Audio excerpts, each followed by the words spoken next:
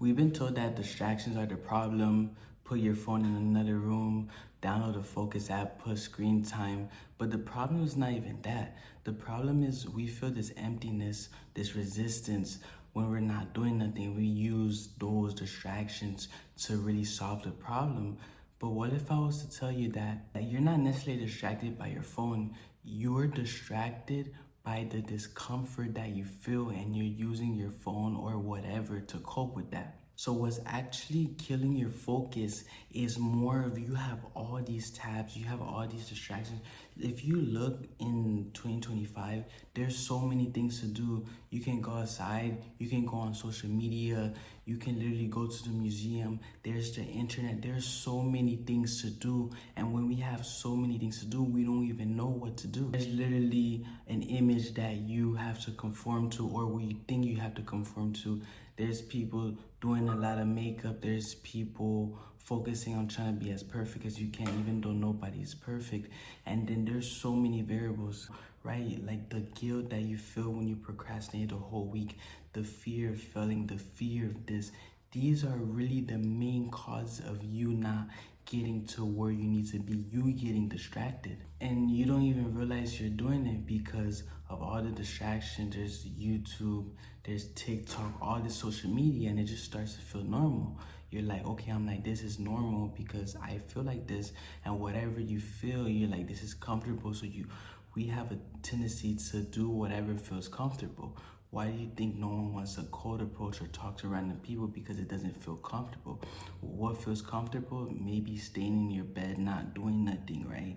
And even going to the gym may not feel comfortable for people. They rather stay home and not do nothing. And for me, my problem was not YouTube or TikTok or Instagram, all these social media. It was just that fear or that voice that told me, you're not good enough. What's the point?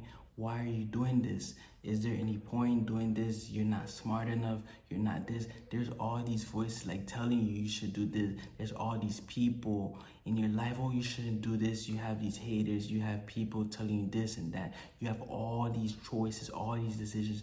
That's why when you have multiple tabs of, okay, I need to do this, that, you're so confused because you have all those tabs. But then when you close those tabs and you put your tab into one tab, you're able to lock in, right? Because multitask or divided attention, you're less efficient. As you age, you get way less efficient than doing that. However, you focusing on one task at a time, you'll do way more than you dividing. For example, if you're watching TV and doing homework, watching TV and doing work, trying to take care of your pets is so hard, and you actually take way longer, and you would have been way faster if you were just to focus on that one task. Let me focus on finishing that episode. Let me focus on finishing that homework first, right? Obviously, you do your homework first or you do your work first.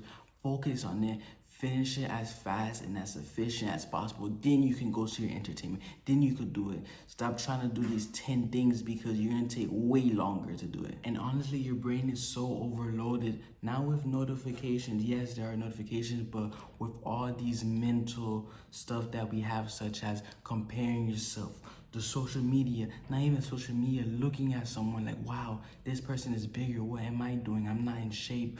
Or questioning your worth. I see this person with a Lambo. I see this person with a G-Wagon, Mercedes, and I'm driving a Toyota or a 2008 Toyota or whatever. That's you comparing yourself and you're basing your worth on the materials that you have. And those things are horrible. Those are affecting your happiness, right? There's people that have less than you that feel way better, that are way happier than you. Why do you think the people with a bunch of money have everything in the world and they still really feel sad? Is because they always want more. They have this greed of always wanting more. That's why there's a threshold of once you reach a certain income, your happiness doesn't increase. People think, oh, okay, I'm making 150,000 a year. If only I can make 300,000 a year, I'll be happy. If only I can make 500,000, I'll be happy. Do you see? They always depended based on what you have, but what we have is temporary, right? That's why scrolling is so addicting, because you scroll, you see someone with something you have, they have that gym body, they have that car, like, wow, I want that. You keep scrolling, wow, I love that. And you get that dopamine, I love it, I love it, I love it. But then you spend hours and hours comparing stuff, looking at this is what I want, and you haven't done a single thing. Why do you think these platforms want you to stay in this app or whatever app is? Because they're gaining from it, but you're not, right? So I'm not saying don't go on YouTube, don't go on Instagram, don't go on TikTok. However, make the most of out of your time. I'm not saying don't go on Instagram or TikTok, but make the most out of your time. And I was actually at one point where I was just watching people scrolling on TikTok. I'm like, oh, I want to be this, I want to be that, what to do, but I wasn't really doing anything. I was just stuck on my phone, and I literally was at a point where I couldn't go a place without my phone. I would go to the bathroom, I would go to bed with it, I would do it when I'm exercising. I would always have my phone, looking at my phone for whatever reason.